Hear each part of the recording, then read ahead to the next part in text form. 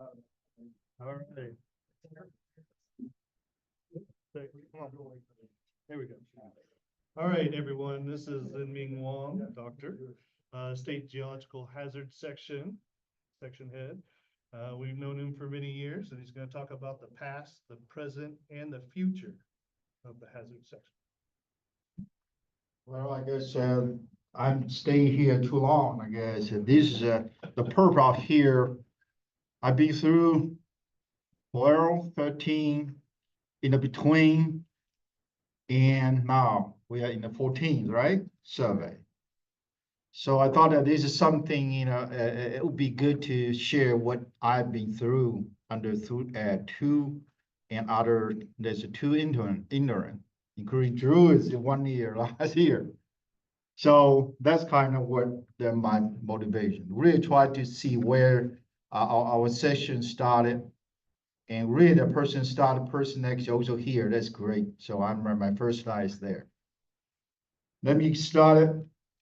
The first one is just kind of here's outline. Really spend most time to look over from the when section was established with one step, and I on board still one, and how to develop that through that 2023, and then what current step and what we are doing, and then what from my perspective, what I can see what down the future, and then really summarize what I want to share with everybody.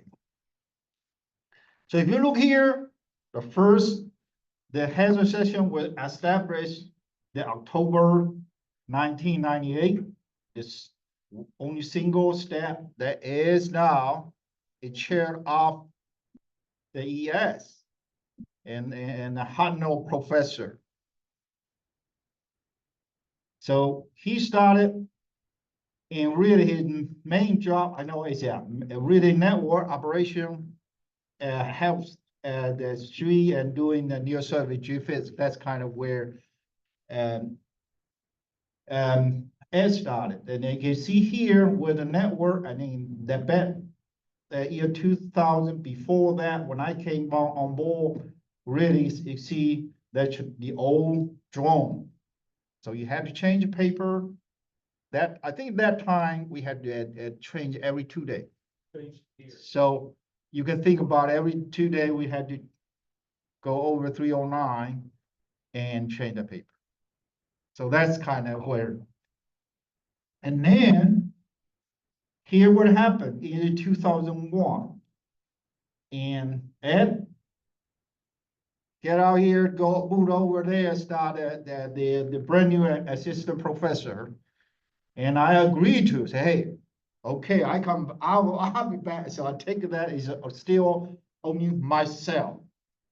I started office out of basement room 8 because that time even don't have space. In a couple of years, and then moved to the suite where it is right now. So, and my job really is continue network operation, and really I will spend a lot of talk about seismic hazard and mitigation problem there. So really, when I came back here, work for KG as a Jim Cobb that time, he really asked me to look into it because a lot of problem. I will show you what kind of problem it is and how again, it is most time I spend in the first 10 years, really majority of my time and get in some trouble. And Ed was here first time we get some trouble, right start there. But 2001 still, I think my main job again, I have to change every 2 days. I change the paper. This room, over the room 309. And then I started July 2001. And you can see here, really my main job is network operation. And then good thing about that October, we was able actually Ramsey already purchased all the equipment ready to digitize, to convert from analog to digital. So first thing first, we hired the consultant who came here to really, you can see here, get rid of change every paper every 2 days. Read the digital, and you can see here that on the right the lower part that is right now. If you go to our webpage, still same thing is convert from analog to digital. That's really change, save me tremendous time. So that way we can basically look at network from anywhere. So that the year 2000, October, first thing first, I was able to do that. That way release my time. In the network, we moved network from 309 in August 2003. First move actually to the room where it occupied right now. And because that time it's really analog. Signal come to here and it had to digitize. If you look at that, here, let me see. Yeah, this is a really digitizer. So now I think we don't have any digitized signal anymore, right? Or is it digital coming back here? So original actually is let a lot data come back here, and we put a digitizer here. But now this completely gone now. Yeah.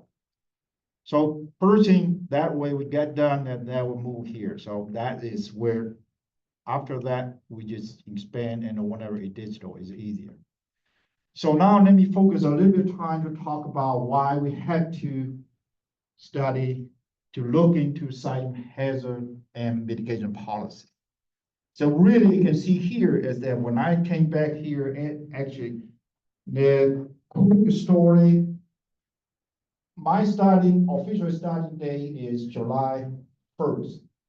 There is a meeting between our state regulator and DOE people in Frankfurt on June 28th. Because I'm supposed not to go, Ed wanted me to go. So actually I attend the meeting. It's really watching almost a fish fight between the DOE people and our state regulator, particularly many of you know Todd Hendry. Todd Hendry is pretty good, kind of is voice very strong, so amazing. So you can see how intense, but the discussion point really is I think, yeah, is really landfill design that is right here. So basically, at that time, basically say, based on this, whenever USGS assessment, their assessment, they use called PSHA, design ground motion should be around, you can say 0.6, 0.7, 0.8. Okay, that's what they state required. But original landfill design, I think is 0.4. Okay, so that's kind of where. So state regulators say, okay, based on all these assessment, 0.8, you had to design, otherwise we will not give you permit. That's where, and then you can see a suite of problem. One of the first thing actually, Ed and I, and John Kiefer, we have what's called it to the Dean of Engineering, Tom Lester, to talk about the issue. Because Paducah, this is huge investment, $2 billion investment in Paducah. So the state want that investment in Paducah. So that's kind of what the key problem again is come to seismic. What should we do? And then one also the building code, residential code. So a suite of issue really for Western Kentucky. And here's what my first funding coming. Year 2002, this is first state, actually the KRCE, currently Steve Hampson, this organization now under the CAER. But originally, this organization started actually housed it on Murray State. State Economic Development and the cabinet gave them money, started. The first executive director, his name is Dick Smith. I got some trouble with him, but good thing later on they moved that organization to under legal first. Kentucky Works of Resource first, and then now it's under KRCE and the CAER. Okay, that's all, but Steve Henson really, so there's a long history, but first money, the kind of grant I get through the KRCE, the money really is a economic development, and then start to do some research, look at the hazard assessment, also we put a network, temporary network, that's the way it started. And they also get some funding from the Kentucky Chamber Center. It's really money from the Kentucky and the Chamber cabinet, and then give money.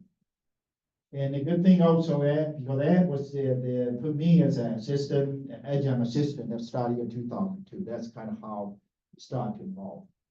And we was able to hire postdoc, and the really key is start to adding the first another step.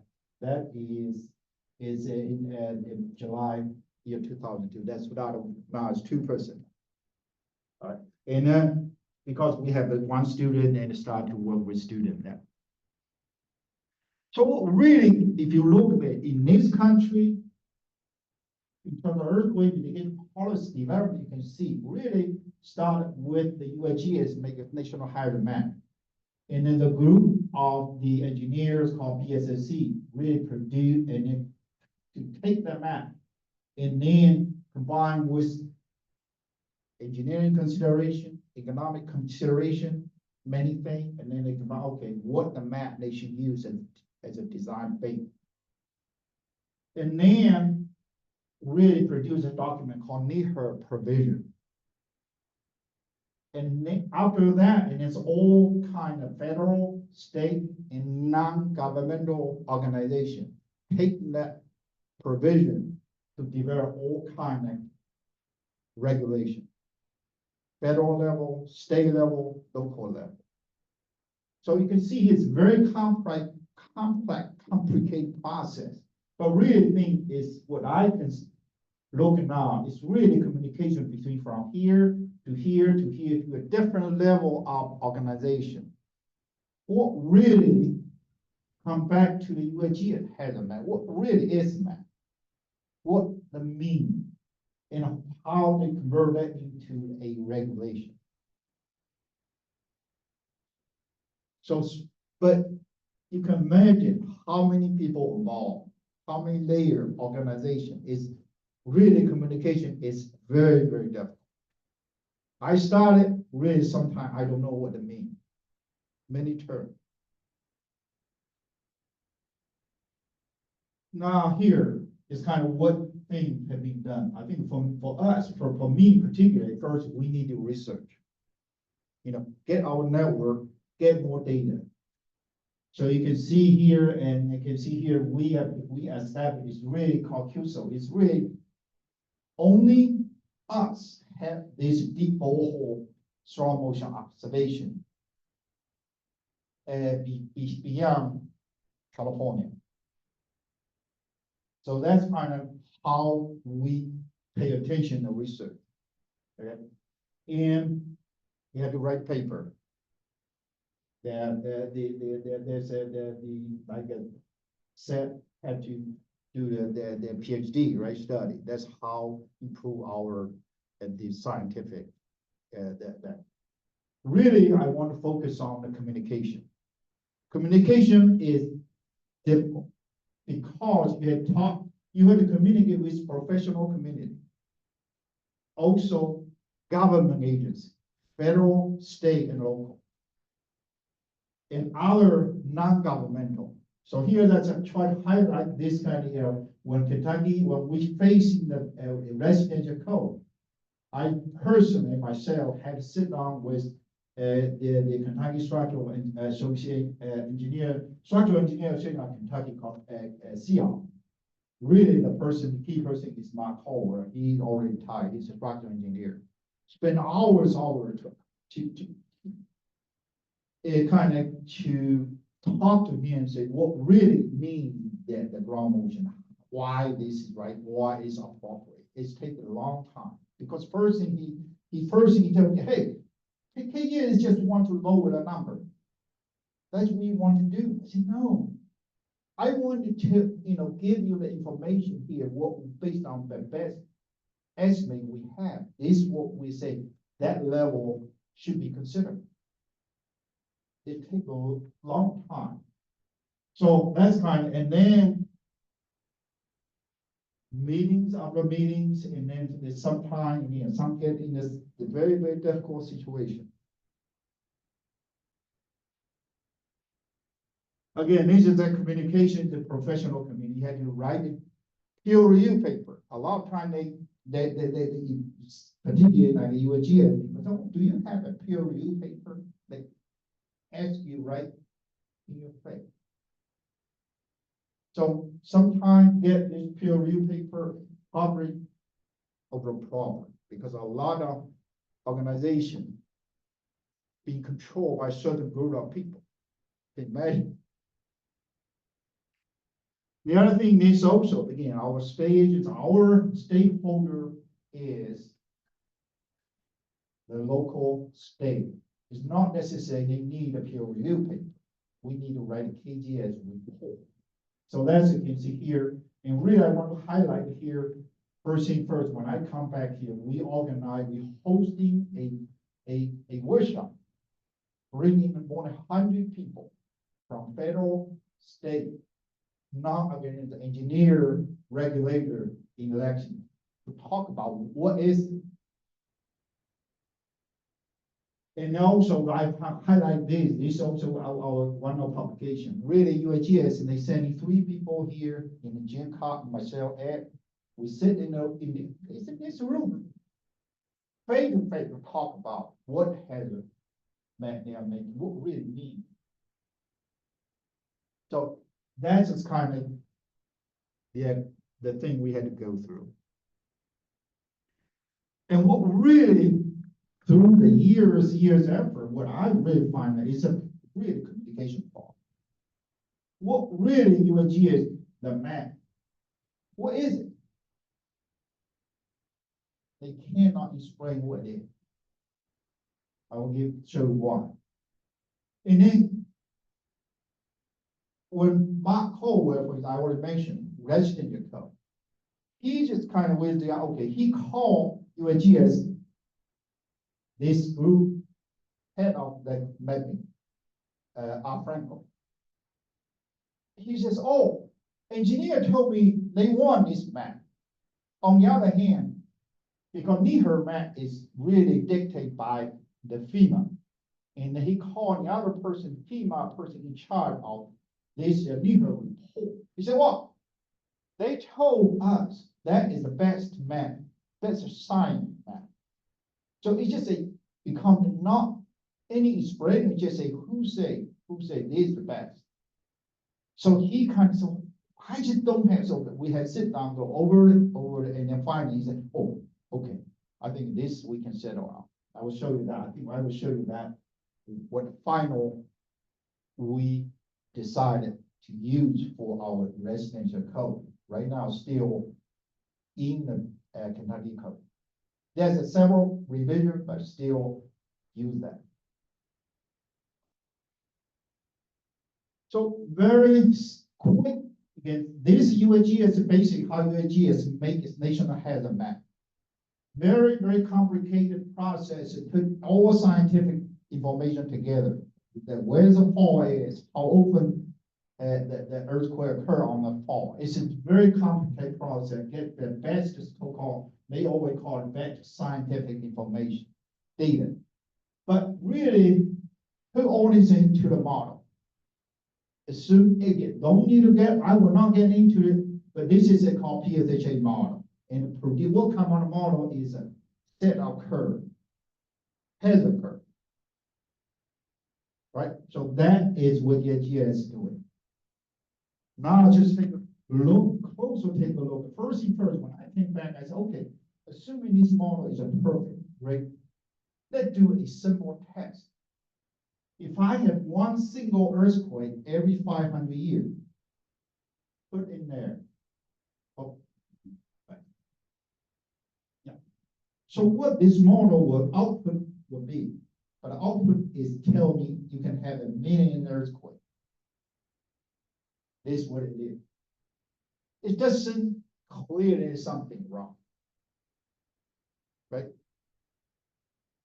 So actually I wrote the email to the person, original PSHA, he was the professor at Stanford. I wrote him an email, I said, okay, here's my case. How can I have this ground motion? It just, he cannot answer that. So what I really look, this is his original paper. I take a look for years, finally I see some problem. What really problem here, I know many of you may not, the math maybe is a little bit different. Just the thing is very simple way for this, for his equation. On the left-hand side, basically talk about probability. Accident probability in 1 year. Accident probability. But if you look at right-hand side, when you get started, that means a probability, but end up with frequency. What really the problem is here, when t equal 1 here, basic annual, so unit of frequency be canceled out by the t equal 1, they call annual. So that is very basic. So what really comes to the PSA, they are really conflating probability with frequency. That's what. So what I think is for most people may be difficult to understand. I try to put it in a very simple way. Just look out every day. I drive in from my home to here about 5 miles. So assuming I just very slow. I driving speed, for instance, it's a 5 mile per hour. So will take me 1 hour, I'll be here, right? So assuming. But so this is how we calculate our distance by drive speed and time. So if I say I'm driving 1 hour, I see here distance and velocity and speed would be equal, but don't forget unit because 1 hour take out that one. There's the same analogy. What the simple grade school math problem. So this now you can see here's UAGS has a map and then it produces millions of maps. Again, really the problem what we can say, the map cannot be communicated and understand correctly.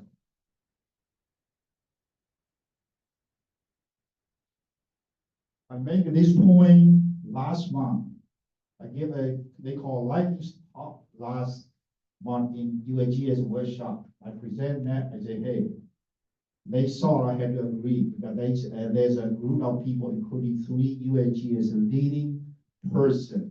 They say, yes, they should not use return period. Return period used misleading. And if you were interested in this whole workshop, I give a talk and they have a whole 2-day workshop. So there's the website. You can pour out my presentation and discussion following that. So what alternative? So actually what we say scenario, what we know and what we can prepare. The good thing is we really, I think as Ed and I was on the Run Street doing this thing during our as a graduate student. So that's our recommendation or alternative. So here now in Kentucky, everybody knows demand. What really we know, you can imagine. You can see here, that is kind of what we know called demand, right? So this maison during 1911, 12 3-month period, really at least 3 lines of land. You can see here a curve. That's what we know. In terms of intensity, this is one and up, not the up top. The page is kind of what you can see. Really, I think I want you to really focus on the Western Kentucky here, really Jackson Purchase area, really in the 9-8 intensity. That's kind of level from that first one. So this I think give you what level of ground shaking we have observed. But also I want to point it out is so fewer data points. Again, so much uncertainty is there. If you make this map for whole half of US, how many points there? Right? So And how often is earthquake occur? Right now, I know paleos, the first study say 500, but also say longer than that. Right now, if you look at USGS, the model, they use a range between 500 to 50,000. It's a very large range. So honestly speaking, what you can estimate, what a probability, we just don't know. So that's kind of what we know in terms of New Mexico. So now, so if we can do a code scenario, just say, okay, we don't know how often this occurs, what probability would be, but we say, okay, if that occurred, this 7.5 earthquake occur, what the level of ground shaking or intensity? This set and we did this for FEMA the KY emergency publication, and you can see here really the juxtaposed area in a range between the intensity I think is 8, 9. That's kind of what juxtaposed area and ground motion in terms of the PGA, it should be around maybe 0.6 to 0.2, something like that, just for juxtaposed area. And then this is historical observation. That's nothing. But also USGS, they also producing this year 17. They also producing this scenario. Unfortunately, I think a little bit difficult the color. I can not see it clear, but the level for the juxtaposed area actually compared to what set and I did is very similar. Basically, give it a ground. The PGA is between 0.2 to 0.6 range. So if you do a scenario, no matter who did it, USGS did it, or we did, would be similar ground motion for juxtaposed. So this is what I did back there. Now it's look all the scenario and then what maximum impact, and then this kind of look at this for the cross state. This more from you can imagine, and this area more from kind of Wabash, and this Eastern Tennessee, and remember that the largest historic earthquake recorded in Kentucky is Charlottesville, right? So this area definitely would be a little bit higher what we expect. This is PGA 0.2-second response acceleration, and then this is the 1 second. So that's kind of what we are producing back from scenario. Now here just kind of show you example what the residential code, the first one, when back to year 2002, when Kentucky already adopted this IPC year 2000, you can see really the problem with juxtaposed.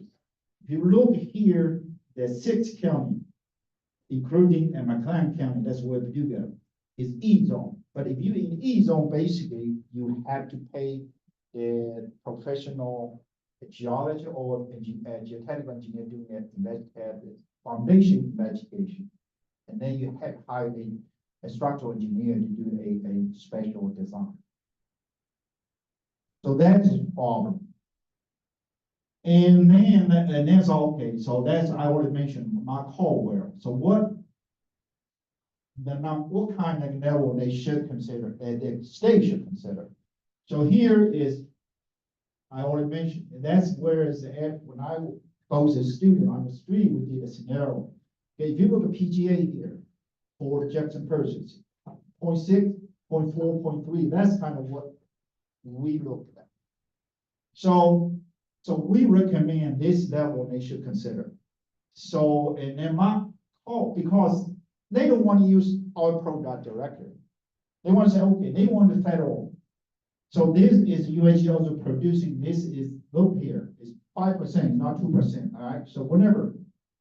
But if you look at juxtaposed areas, PGA, almost identical.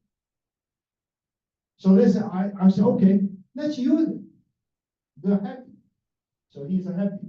So that's where we buy actually we get rid of E zone based on data. And here's what now this is still in current residential code. There's a several revisions, but a number. still the same.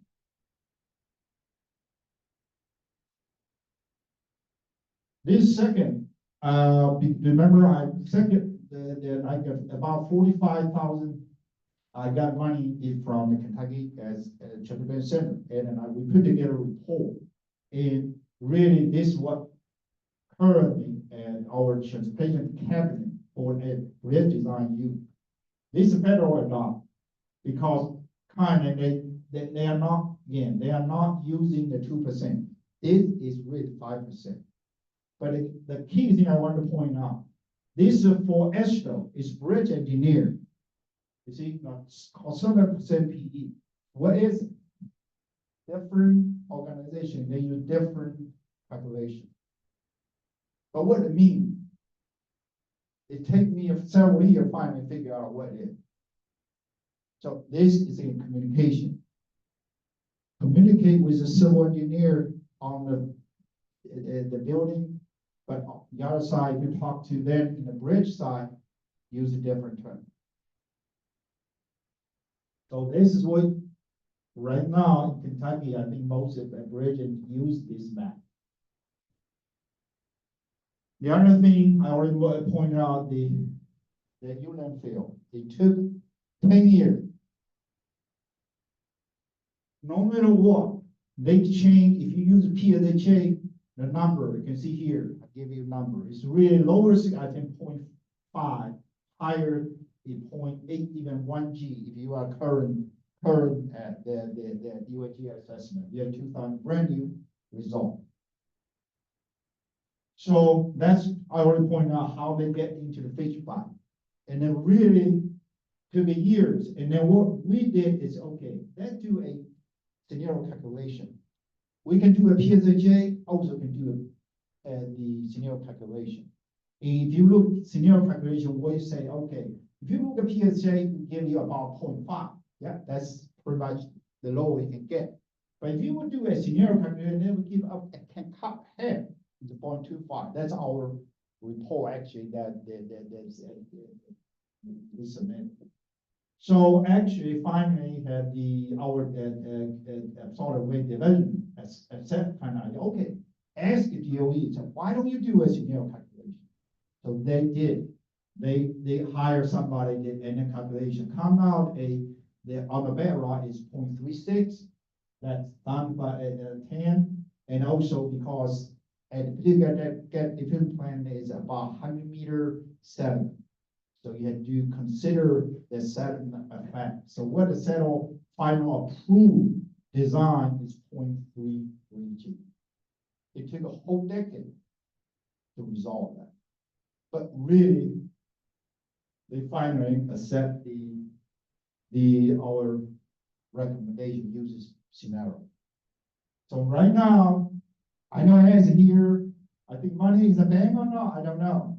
It's ongoing effort. DOE want to circular cell. If you look again, this is their plot. This is their consultant. If you look at your use the PSHA, that 1G. They had to look at 1G. Okay, so right now DOE kind of try to follow exact pattern and do a DSA analysis. So I don't know what the number yet, but right now it's an ongoing effort. So we say, okay, they do a PSA and DSK.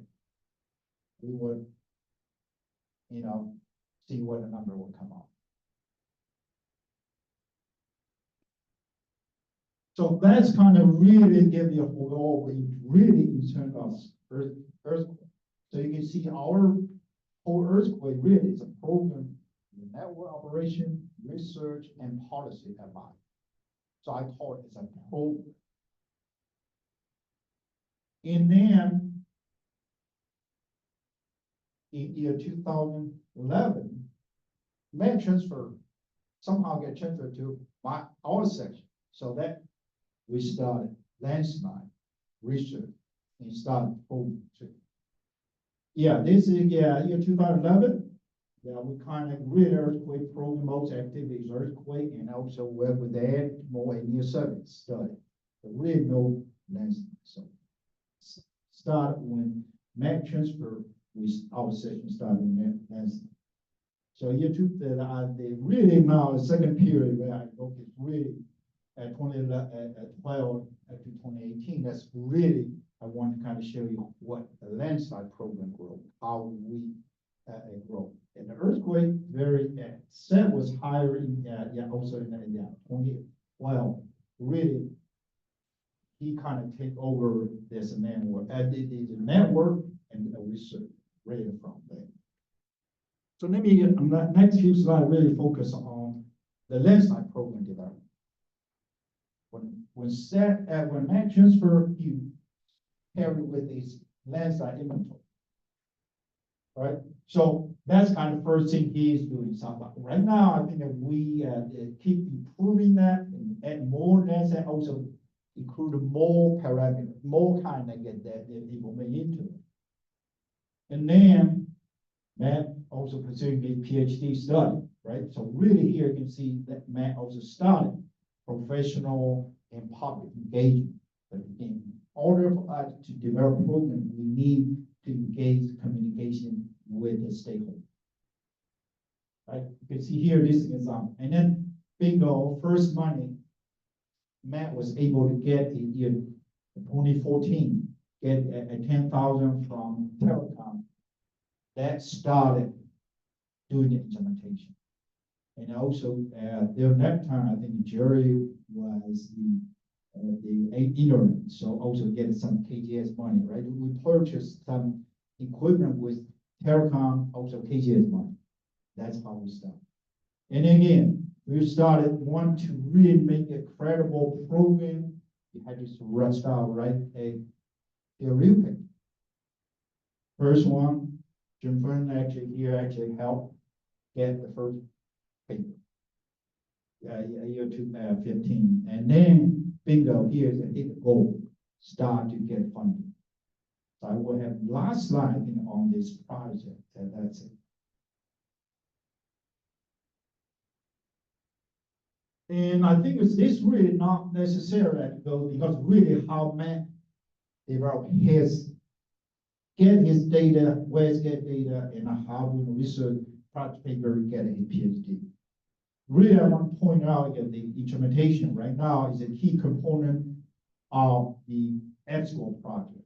You can see that really, Bryson was able to really utilize this, develop some idea. You can see that's where his idea comes. Okay. That's I want to point. And also the key point also, in order to get a landslide, it still has on its engineering component in there. You had to work with someone engineer. So this is what, without working closer with Bryson, I don't think that Matt can make it to PhD. Okay, that is the point I want to emphasize. And now, this is 19 to the last 4 years, I think it's really one point out really again, landslide program. We from field investigation, inventory. Now is a full spectrum of research, public paper, and policy. We get into working. I will show you actually the last slide again, what the role we are playing. And the key is also, you raise your research status. People recognize your expertise, right? This is the photo that Matt was at the travel to Sri Lanka. So that's where how take time to develop the professional skill and also get recognition for the expertise. And Matt finished year 2000, the 18 PhD, and then also Seth also finished too. So it's key similar. They are really similar. Here I want to emphasize how we can utilize the condition, unique condition here, and get your advice, professional. This is same pattern, kind of what network data and work with worry here. and write a paper. Here's a degree. And what really current, what we have. It says step myself and set is level 5 in both adjunct. Math is 4. And one thing I want to tell you, I think the whole paper is good. So we are ready to hire another, this will be a level 3 equivalent, but will be hired as a research assistant professor is under our new director's initiative. Right, so this is, I'm so pleased. First, we get help right away. So that is ongoing. And the John and Hudson is GO2, and with Evelyn is here. She's only less than half year, right? And we are, I think it's ready to set our committee to review to hire another for EBSCO. So always at here, we always has a faculty associate in the past, whenever since I came back here. So I know there's always some trouble making sometime, right? But we work out very well. And we always have a grad student. Right now has one. Really, the ed students are now is Seth Thompson. Actually, they're now he actually really working with Seth. So really our focus could be on the FEMA project or EBSCO project. So right now, we have 2 programs. When I say program, we are really a spectrum from basic observation to policy information advice. It's not just single thing. We do research, publish peer review paper, also generate the KGL report. So earthquake and the project right now, I think is since I'm here, this right now currently is the busy time. There's so many projects. You can see here, FEMA 3 project, EBSCO project, USGS project, building project. Yes. That's it.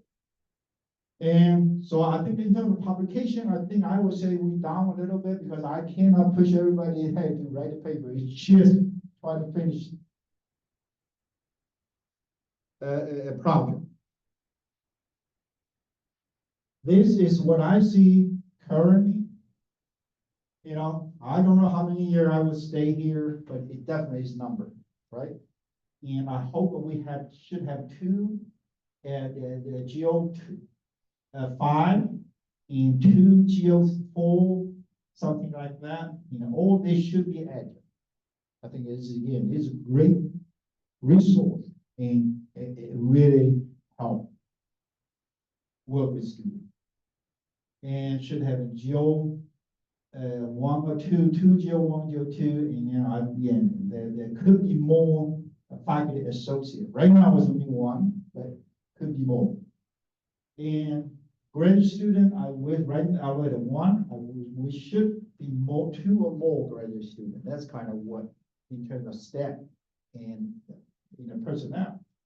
A program, I want to keep earthquake advanced night and then we definitely couldn't expand. I know of that set is having a PBOK program try to incorporate the infrasound, really try is we utilize our network to do some tornado monitor. So you see that's kind of expanding. So that's is ongoing. And the other thing, at the point we are so busy, I'm sure there's more thing we can do, but just to step and everything is very external funding in the future. I hope we can keep definitely FEMA, NSF, USGS, DOE, we are got in the state. So all should keep the level. You can see here, that's kind of approximately, I hope we can keep this going. And publication, here we should have peer review 5 or something if the staff, conference proceeding, abstract, and KGS. I think the reason I always put the KGS, I think KGS publication is one of revenue. We use that communicate with our stakeholders. It's important. and support. So here's kind of my summary slide. First thing first, what the geohazard? Do we have a geohazard in Kentucky? The answer is yes. Clearly, we've done earthquake, we've done landslide, cast and sinkhole and water section. In doing that, it's also very good, also bringing good money. And then flat, other, you can see. But what really we have asked, do we have a role to play to work on it and also make sure we provide information to, because our very clear KGS survey mission is serving the people. You have to ask, okay, can we do something helping? So that's, I think, the earthquake, I go through, yes, we have done something helping. Landslide, we are doing that actually right now. And cost in sinkhole, I know Jim Fern out at the chart group and Jim Fern are doing that also as well. But the reason I put a question mark here, I would say we need to think about it. Okay, so I think in the photo here, I want to emphasize here. This is during the 22 flood. We were out there doing the reconnaissance. We have run into so many situations like this. And you can see the damage, the problem, but also see some spot, light spot. If people can do some mitigation, clearly make a difference. But that is something we can help. That's all about it. So the other thing, yes, we have a problem. What should we do? I think we should do the best science. Not necessarily best, not necessarily great science, just we have to do as best we can do. And what in terms of earthquake and landslide, that's that we kind of full spectrum, collect data, analyze, utilize all available new technology, and produce good information. Also, I think I want to point out this could be important information for anyone to think about career advancement. Because geohazard, by the end of the day, you had to do the engineering. But if without understanding or knowledge, sometimes you may not be able to communicate. That's what, that's my point I want to make. So myself, we have IP, and he's so happy he had the EIT. You should get a PE. So both him and I, we have a civil engineering degree. So really, I think it's not, I say, well, but really can help you understand engineering, and then we can find a common language to better communicate. And my point is communication. You can see here, key point I want to say, we're doing a good science is not enough. It's not enough. Producing a simple map, just say, that's the map, the best. You take it or leave it. Not enough. Not enough. Okay. The key is we have to communicate what this map is, what potential people can use. So this is really difficult. Again, communicate our product is difficult because different group, different profession, they use different language. They're looking for different information.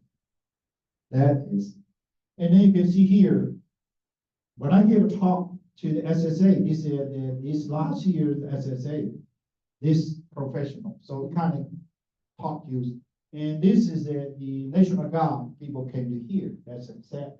He had talked away, they can take information home and say, hey, this is good for us. And this is Matt out there in Eastern Kentucky talking to city official, planner, emergency manager. So now he had to use the language. They can take the information and use. So you can see communication is not simple thing here.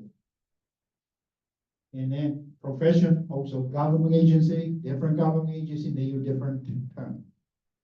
Right? If you talk to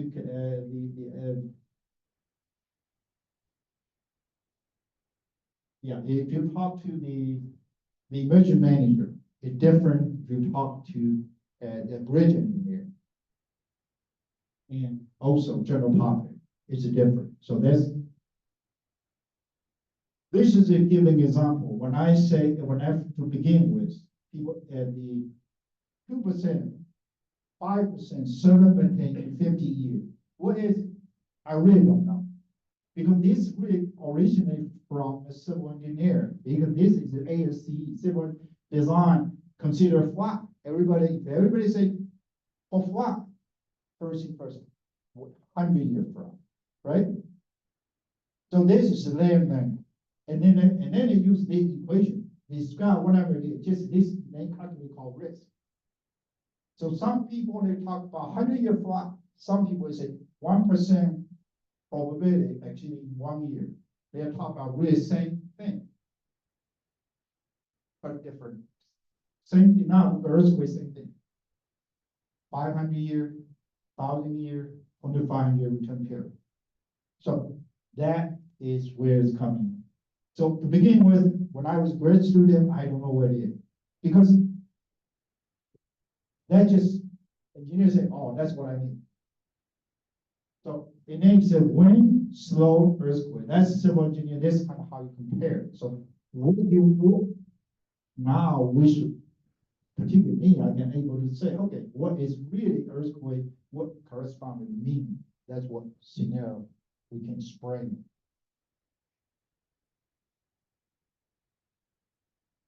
And this last slide, actually, we spent an hour yesterday, right? Matt tried to, this good project. So this is a report I want to produce as a KGS project contract report. So what really this really kind of what show you the example. We do know in Kentucky, Eastern Kentucky had landslide problem, right? We was able to make that, doing some model. But what the end of how we communicate, how to communicate and use them. The vehicle really, because federal there is a FEMA airport mitigation plan, really how we fit in there. And then you can see this really, we identify the hazard and also doing the assessment or evaluation, and then really help community to develop their mitigation strategy. Is it really, a FEMA is it's a process, really it's not a plan, but we call it a plan. So that's why I want to make sure when we say that, what it means, we have to be very careful. Again, communication. Make sure we communicate right and people understand it. So that is a challenge for us. Communication. And here, and always here, that's great. We started work together since I came to Lexington. And as a graduate student, and now is faculty, so he's chair over there. I really appreciate my advisor around the street. And I don't know any of you still, some of you still remember him, I guess. And Jim Cobb, when I deal with the earthquake issue, Jim, I really appreciate, he always been there. Okay, and John Kiefer, he really person bring me back here. Don. And Jerry, between the Jim and the Bill, and I really want to say thank all our section staff. They are really good. I kind of always say, hey, I'm a lucky person to have good people to work with. That is the most important. If you don't have good people to work with, that would be I don't know you can think about it. Thank you. Any questions?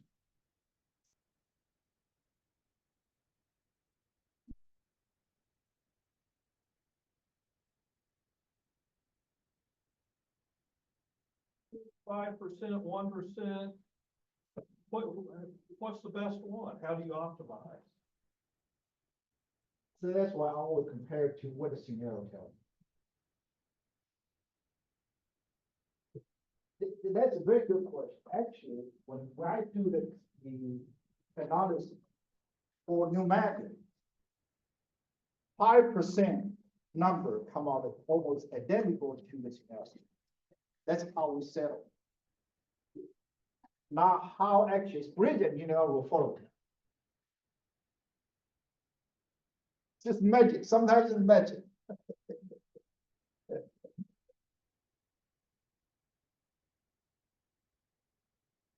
think on one of your slides, I saw that you don't think that we should do the best science.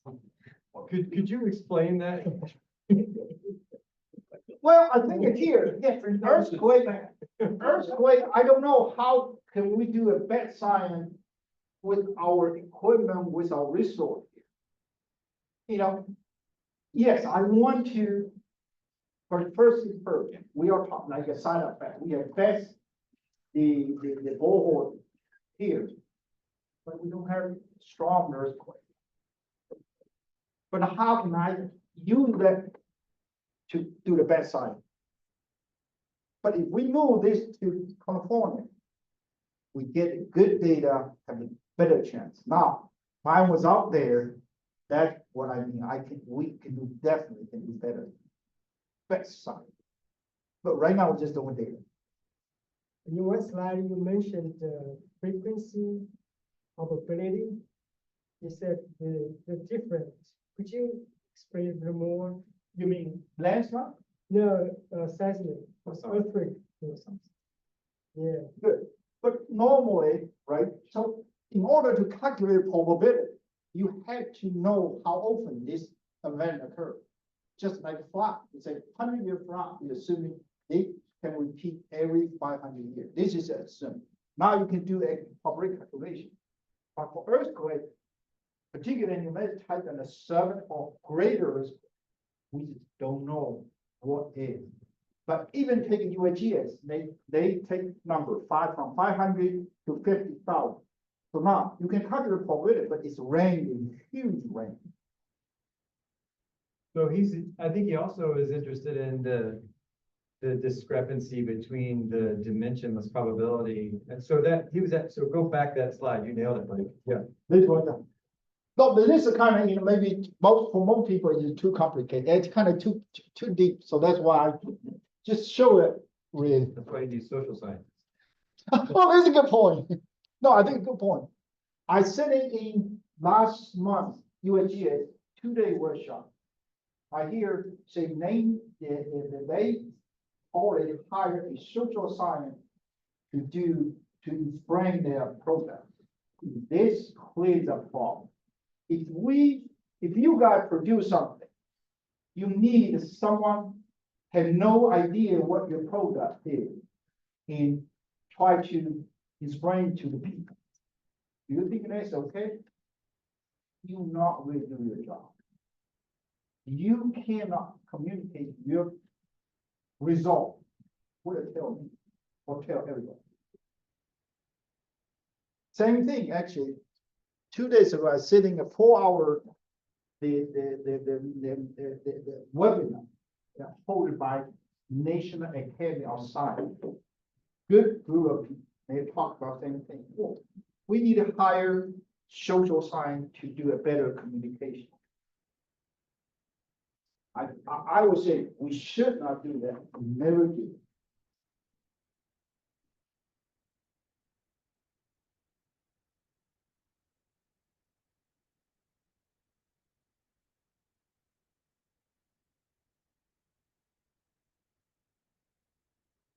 Well, thank you.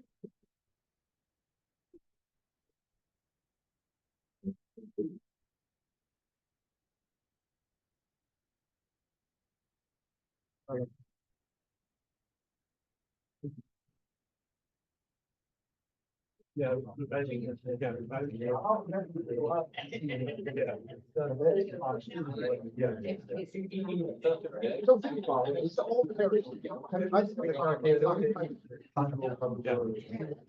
oh, yeah, yeah, he was doing side effects before the.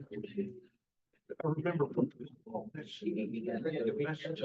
Nobody cares about that, just engineering, he was doing it first.